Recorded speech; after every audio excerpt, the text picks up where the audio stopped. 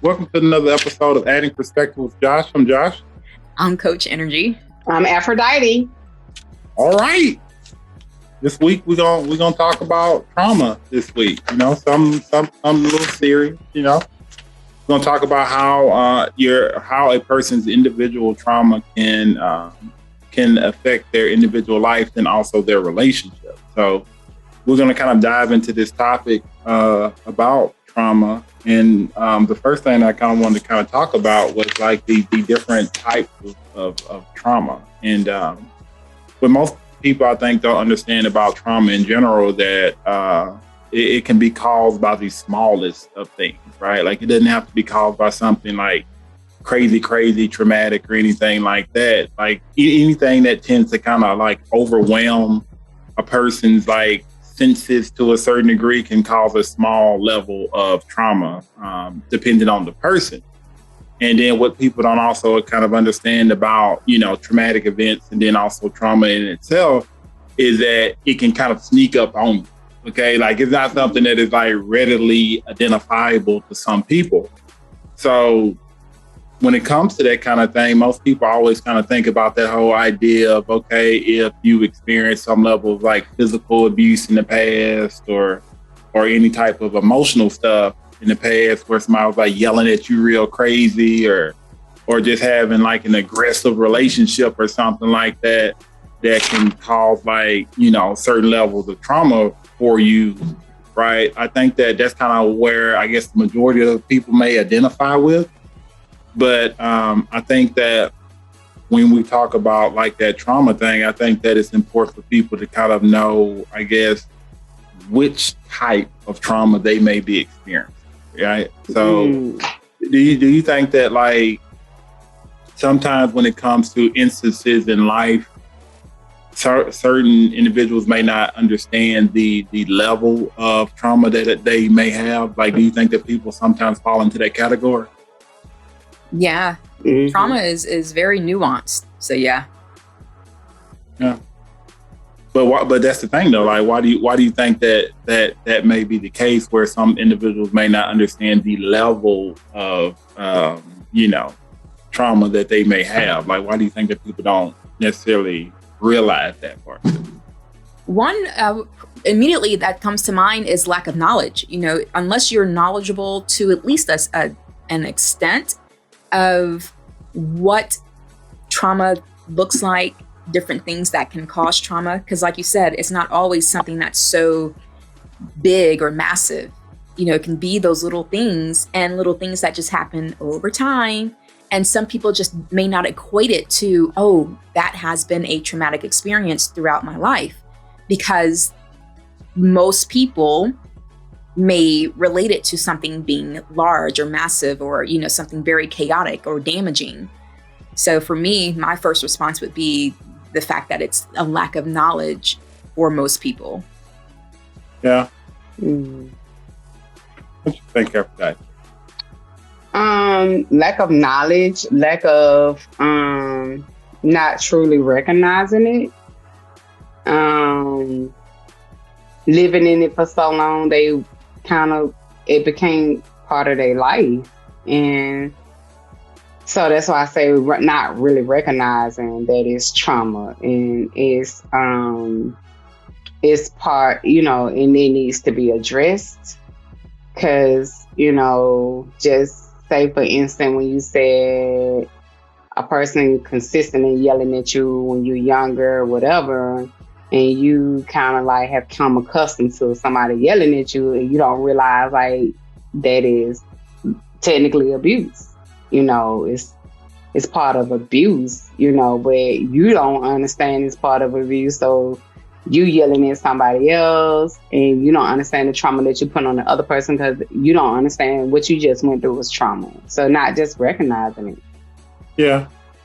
So let's talk about some of the things that can cause like trauma, right? Like, so I think that the first few things that are readily obvious that can cause a person trauma is like obviously the physical more trauma, like somebody putting their hands on you or something like that, or even situations where it comes to like obviously rape, those kind of situations right there, or Like even like car accidents, right, can cause like certain levels of trauma.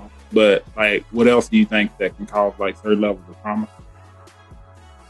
One of the ones that we're dealing with more and more often today are like kids when they have to go to school, and then all of these school shootings that are going on. Yeah. You know, that causes trauma for the kids especially, but then of course for their families as well. The community, you know, all of that at that point. Yeah. It's true. That's true. Medical issues are also another thing. Like, say, for an example, if, you know, someone is giving birth and there's something happening during that process of the labor or the delivery, that can be something that causes trauma. I hear about that often too, you know, especially being a parent. That was something that, you know, I learned about during my time, as well as, you know, as far as like understanding what women go through or, you know, could possibly go through if a delivery doesn't go smooth or whatever. So something along the medical lines as far as a traumatic birth. Yeah, I will see that too. So would you say that maybe a person not like, especially when they were younger, not having their dad around or something like that, like people call it, I guess, like daddy issues or something like that. Is that an offspring, or is that something that can cause a person trauma? Oh, yeah. Yes. I use the term of abandonment, basically, you know, Yeah. because, Right. with my clients, that's the term that we use. Yeah. Mm-hmm. Yeah. 'Cause I think that, But what people don't understand is even if the parent, sometimes it's still abandonment, even if the parent is around. Because a lot of people go through, they don't recognize they was still abandoned, even with the parent being in the home. And it could be because of whatever the situation is. Maybe they had to work 2-3 jobs, who knows, you know, and the child felt alone, or the child felt like they had to technically see about themselves, or maybe they spent more time with the sibling versus them, you know. I know a situation where someone was speaking to me about, like, their parent always would send them with the other parent, and they never spent time with them. And so, you know, they felt abandoned by the other parent. Yeah, that can definitely cause, you know, certain levels of traumatic events within especially a kid. I think that, like, at a point though, like, at what point do you think that people get to where they realize that they need to address their issue, right? Like, at what point do you think that people get there? Like does something else that is also traumatic has to happen for a person to address their issue? Like, do you believe that in order for a person to address the issues that they have, something else has to happen for them to do that? Yeah, for some people, I think so. It's kind of like, okay, then they, you know, it's kind of like opens their eyes. They're no longer looking at whatever the first issue was as being like this isolated thing.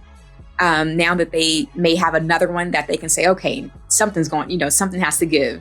Now it kind of, you know, perks their attention to where they may start paying attention, or even if they're if they're involved in a relationship when that second thing happened, and their partner may say, hey, okay, you know, what you just went through, you know, was quite alarming. And then you also mentioned before in your past, you've dealt with this, you know, do you think that you need to seek help or, you know, talk to someone or whatever?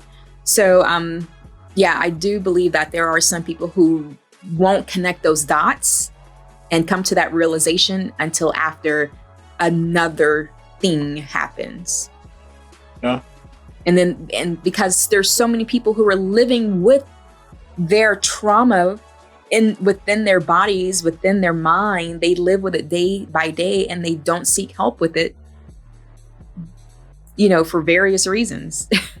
Yeah, I think so too. I mean, I think that sometimes people for the most part, they know for a fact that they may be struggling with something, and they probably know for a fact that that thing that they're struggling with is something that is affecting their life and their relationship. But I think that there's this whole thing that is centered around, like obviously therapy, that prevents people from actually just addressing the actual issue, because for some strange reason, people seem to think that, oh, we don't need help or something. Like we can't talk to anybody else about our issues, or that person can solve our issues. Like, I think that a lot of that is just a stigma thing that prevents people from getting help. Yep. Yeah. Yeah. There's a lot of people who have a belief system that they just have to accept it with the intention of it not being able to be that with the intention of there not being a solution, because there's two different types of acceptance. So I wanted to clarify that. Accepting it with the intention or the thought of it not having a solution. Yeah, that goes with what you were saying. Yeah. But I mean, that acceptance that you're talking about, it looks so different from a relationship standpoint, though. Because as an individual, you can accept stuff all day long, right? Like, you can sit there and just be like, okay, I accept this about myself. But when you're in a relationship and that particular thing rolls off on like that other person, and then maybe rolls off on your kids too, then it's like, who feelings in that moment are you considering, right? Like, are you considering your feelings? Are you considering their feelings? Like, I guess at a point, people have to get there, right? Like, you have to get there to where you have to consider other people's feelings as well. Yep. That's true. Because otherwise, it's just going to constantly do more damage over and over to your spouse or your partner. And then, you're damaging your kids, and now they're dealing with it, and we'll have to deal with it if they don't get help all the way through their childhood and growing up till they become an adult. Like, it's just a cycle that continues to go on and on if people do not seek help to resolve the issues that they're dealing with. Yeah. I mean, that's the thing, but I think it takes people so long to get to that point. But I think that, like, I guess open, candid conversations, kind of like the one that we're having right now, can definitely help people kind of nudge themselves in the right direction when it comes to like really dealing with some of the issues that, they may be struggling with. Because that's something that I kind of see like every day within certain people, especially just them carrying around so much of that heavy weight, that heavy burden of that stuff that they may have experienced such a long time ago. But we also got to talk about some of the stuff that happens, especially from a relationship standpoint, where that trauma is created by the relationship, like where it's created currently, And I think that sometimes people don't always actively address that either, because a person couldn't necessarily have like any issues, right? Going into a relationship, they probably haven't experienced anything like crazy traumatic, but they get that one relationship. They get that two relationships where it's like, okay, now this person putting me through, certain things that's causing me to have that problem. And I think that sometimes people don't actively address that either. I think that sometimes it's not everybody, but some people take that into that next relationship. Like take that stuff that they've experienced with someone else and just put it into a different relationship and hoping that their result is going to be different.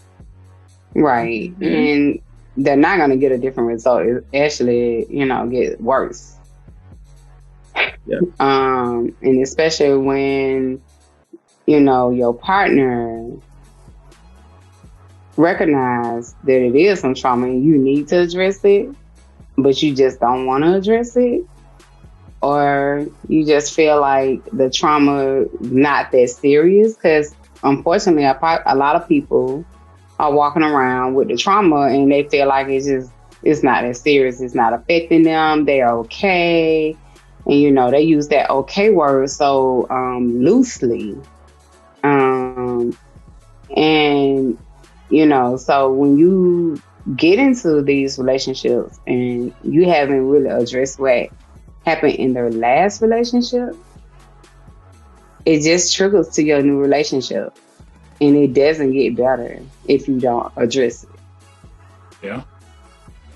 Yeah, I mean that's the thing, but I think to add to what you were saying though, like even when you're in this new relationship and you know that you have that particular issue, who do you want to hear that from though, right? If you think about it, like who do you want to hear tell you or tell that person you have some things that you have to deal with, right? Like that, because that's the thing that I guess gets lost a little bit too. Because sometimes certain people you can't hear that from, like you don't want to hear that from that particular person that you have an issue, right? Because sometimes I think that's kind of where people get lost at too, because sometimes you may have heard it a couple times from different sources or whatever. But you don't heard it from everybody, because a lot of times people don't heard that they got their issue on more than one occasion. But when their spouse or their partner say they got their issue, then oh my God, they the public enemy number one, and it's like you heard it, it. Yeah. Because I guarantee that's not the first time it was said to you. Mm-hmm. Yeah. So it's like, you can't pick and choose who's going to tell you that. Mm-hmm. In all honesty. Mm-hmm. I think it's a matter of, do you trust your partner enough to know that they're going to be truthful to you and tell you need to address yourself? Or is it an issue that you just don't want to address yourself, so it's an issue because the partner called it out? Yeah. No, you're right. Yeah, I think a lot of that is, I guess, if a person's heard that they have a particular thing going on within themselves a few times, like over and over and over again, it starts to become a repeating theme for them to just kind of think about that. But I think that to a point, though, in order for a person to want to change something like that, they have to want to change that. Like they have to want to address it, because that's like a person just walking up to you, and that's the thing. It could even be one of the closest people to you. Sometimes that'll tell you something like that, and sometimes the closest person to you that loves you and tells you that, and you still want to address it. So it's like a person just has to get to that point where it's a problem for them and not necessarily consider how much of a problem it is to everybody else. Like, that's the thing. Because the thing about it is, they really can't consider it's a problem for everybody else when they really truly ain't consider it's a problem for them. Yeah. So how, if I say I'm good and I don't have any issues, who are you to tell me I got issues? Mm-hmm. Because that's how they see it. Yeah. So of course, it's like, oh, you're the problem. The partner is the problem. The spouse is the problem. Whoever's the problem. The person that loves them a lot to tell them they got the problem is the problem. The other person is not the problem for them. That's how they see it. Yeah. So unfortunately, it goes back to what you and Nrgy was speaking on, that it takes something very traumatic, again, to trigger what you should have been addressing in the first place. Yeah. Yeah, I think that's the sad part about it right there, that it shouldn't necessarily have to take, something crazy to happen for people to address certain things that they've been like carrying around and struggling with. But I mean, it's, I guess, the sad but true part about this whole conversation. But I think that sometimes people don't also understand the way that they are triggered by certain things either, right? Like certain situations that they may put themselves in is like a triggering thing for them in that particular thing that they struggle with. So as an example, right? So if a person has actually like experienced certain levels of hostility in their past when it comes to how people like talk to them or treat them and stuff like that, then they may not always recognize in their current situation if that person raises their voice from like a 5 to like a 7, right? It's only went up by two levels here. How much that can actually trigger you, right? Like how much that can actually affect you because of that fact. Right. And I think that that's kind of one of those things about like how do people like get to a point where they manage those particular triggers, like those particular situations, because sometimes putting yourself in a particular situation that, or not really putting yourself in a situation, sometimes the situation just kind of comes to you, but having yourself in certain situations like that, where you know that you have a certain thing that can be triggered, right? I think that's something that people should try to do which essentially is create balance, right? Like actually try their best, right? To create a space where they're not in situations where they can be affected, like openly affected by, adverse conditions, I would say. Yeah. But another thing is, sometimes you don't recognize the little things that might be triggers, right? So, just prime example, like when you say raising of the voice, so they might, in their mind, they might think raising the voice is a 10, but technically it was the 6 or the 7, right? Mm-hmm. But they didn't catch it until it got to a 10 because they didn't realize the 6 or 7 is still a trigger. It's still a trigger. It's still like did something, but sometimes we just don't recognize the triggers within themselves, the small triggers that lead up to those 10, the level 10 triggers. But I think we have to be more conscious about why this is triggering me. What is going on with me? And at what level am I, when I recognize that I'm really triggered at 6. So I really need to catch it at 6. Yeah. Or create my boundary or get the heck on at 6. Whatever it is for you or that person to be able to recognize that it really triggered at 6. Because majority of the time, it 10 was just the level 10 of raising the voice. It just topped it off, and you just it's a wrap, right?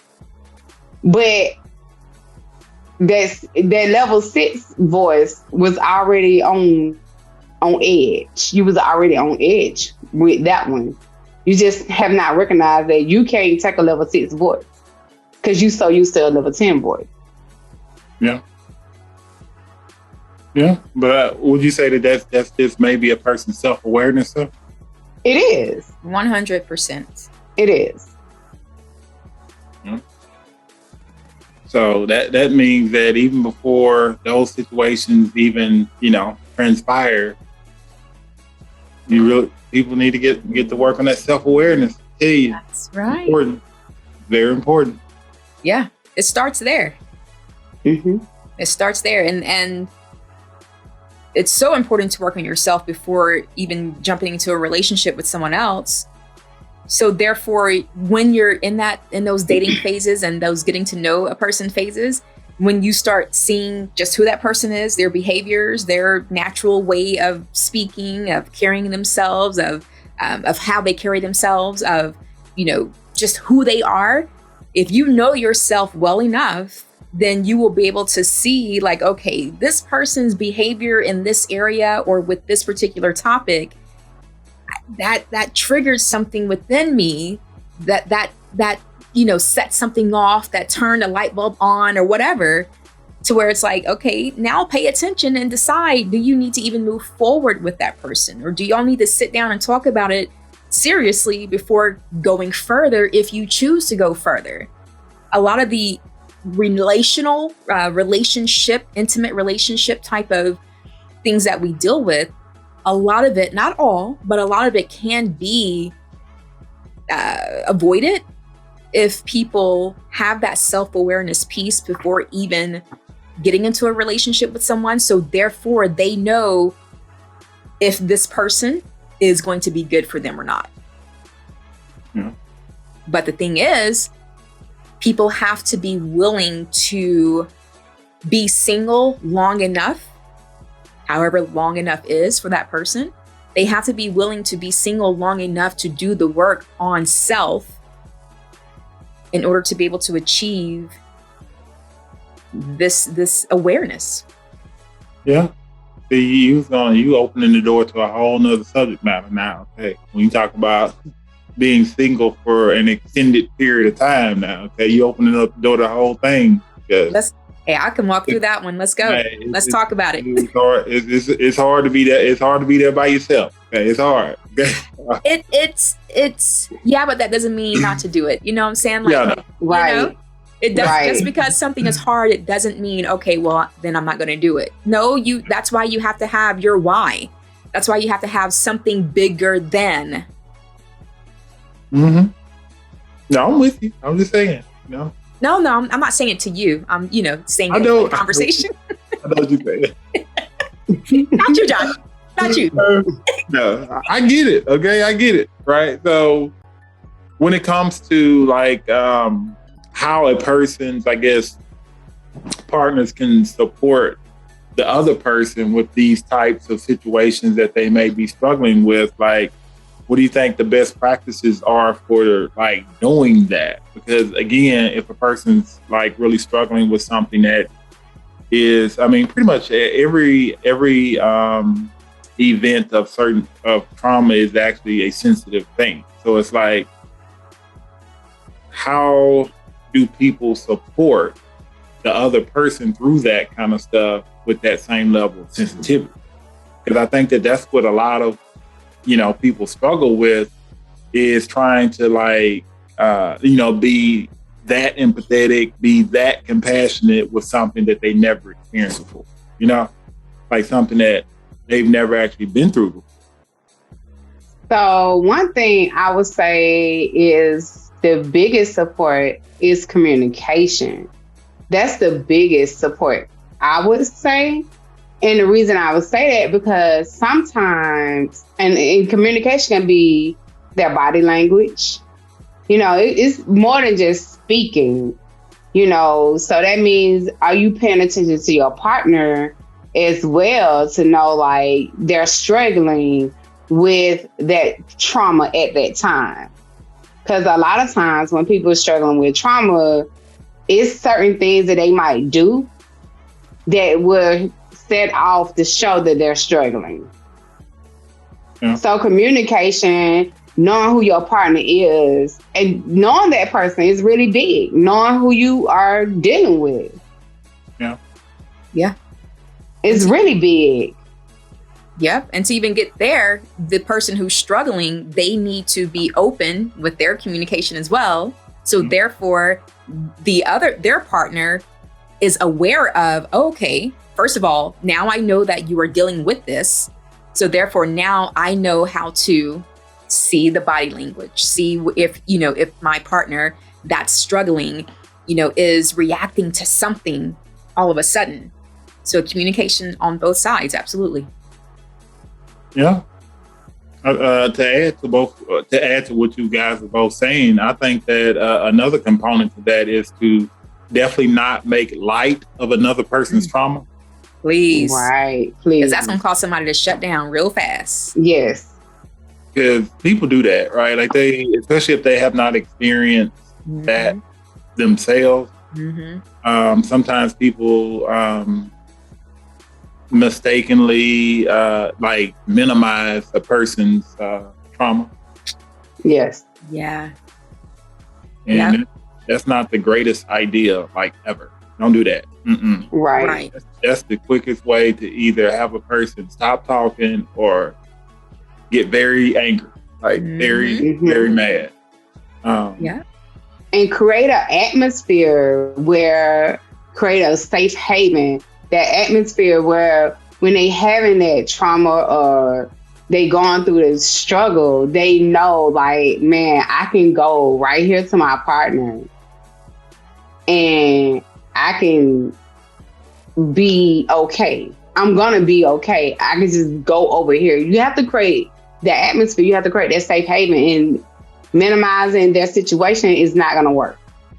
You know, what's small to you is not small to the next person. Yeah. And so that's when your empathy, you being empathetic and understanding that it looks small to you, but it's not. That doesn't mean it's small to them. Yeah. And that's a conversation, because a lot of times what I've seen was people turn around and they really be like, oh, it's not that serious. And it really is that serious for that person. Yeah. Yeah. Yep. No, you're right. I mean, I think that's the thing, and I think that goes a lot deeper than just how people communicate through a person's trauma. I think that goes to how people communicate in general, right? Like in their actual general conversations that are unrelated to that person's like trauma, like, you know, how well they actually like acknowledge the other person's like feelings and emotions and stuff like that. Right. Yeah. Being sympathetic. Yeah, because I think it also the biggest component to what we're kind of talking about is if a person is triggered by something or if they're going through something, as the supportive person, acknowledging it, like recognize, at least acknowledge. Because some people, they get to a point where they disregard it. Like they don't even acknowledge the fact that a person is going through something, and they move on to the solution part. Because some people are very solution minded. They're very solution minded, especially when you're talking to them. They're listening to what you're saying, but they're already calculating that solution. Like that's what they're doing. That conversation, especially about trauma, you don't need a solution. Okay, like you probably got all your solutions in your head. That's not what you're coming to that person for. They don't need a solution. They need a hug. They need something else besides the solution. So that's definitely. That's definitely something that, as a supportive person, unless the other person asks you directly for a solution, don't provide a solution. Okay, don't do it. Okay, that's just a nice word of advice right there. Because it's very difficult to, I guess, talk to someone that is struggling with something that you've never been through. Because sometimes I think that also people don't know what to say, right? They don't know what to do in those particular moments. And to kind of go backwards there, like if you notice that your partner does not know what to say, what to do and stuff like that, help them out. Like if you're the person that experiences that trauma, help them out. Like let them know what they can provide. Like what can they do in that moment to, you know, help you or support you in that moment, because depending on the person, sometimes they just don't know. They don't know what to do. Yeah, because they're not equipped. You know, they're not trained, and so that can be another piece to add to this list is support the person who's struggling by supporting them through their journey of seeking help, of going to a counselor, going to a therapist, psychotherapist, psychologist, whomever. So support them on that journey, you know, so therefore they don't feel, you know, like they are now less than because they're having to go get help for this thing, this non-tangible thing, because a lot of people struggle with that. So yeah, that would be another one to add. Yeah. Like all those things that we just talked about are great ways for an individual to support the other person through something that that they may be struggling with. So as final thoughts here, I would say that definitely if you're struggling with something that you've been struggling with, especially for more than 3 months, 6 months, a year, 10 years, or whatever the case may be, seek help. There's nothing wrong with it. It is the best thing that you could possibly do for yourself, which is to get that expert help, that professional help, so that you can kind of manage those particular things that you may be struggling with, so that you can be better for yourself, but also better for your family. I agree. Yeah. Final thoughts from you guys? Yeah. So, right. I didn't. You have to wait to like double dutch. You have to see if the next person's about to talk. Who's going? Right. Right. So it's so silly. My final thoughts would be, for me, everything starts with self-awareness. Period. Point blank. And so, in order to become self-aware, it really is going to require a person to just pause with, from just doing things just because it's a routine, and truly paying attention to those things that are altering them, that are affecting them. Notice if something is making the hairs on the back of your neck stand up. Notice if someone, a smell, a sound, a behavior that you're seeing from someone else. Notice all of those differences and how it's actually affecting you and your body. Because without self-awareness, there's no way to make that next step or take that next step of being able to find a solution, or take the next step to come up with a solution or seek help, because you don't think or realize that it is a problem. So for me, self-awareness is key, and just doing whatever it takes to just slow down and pause in order to start learning yourself inside and out.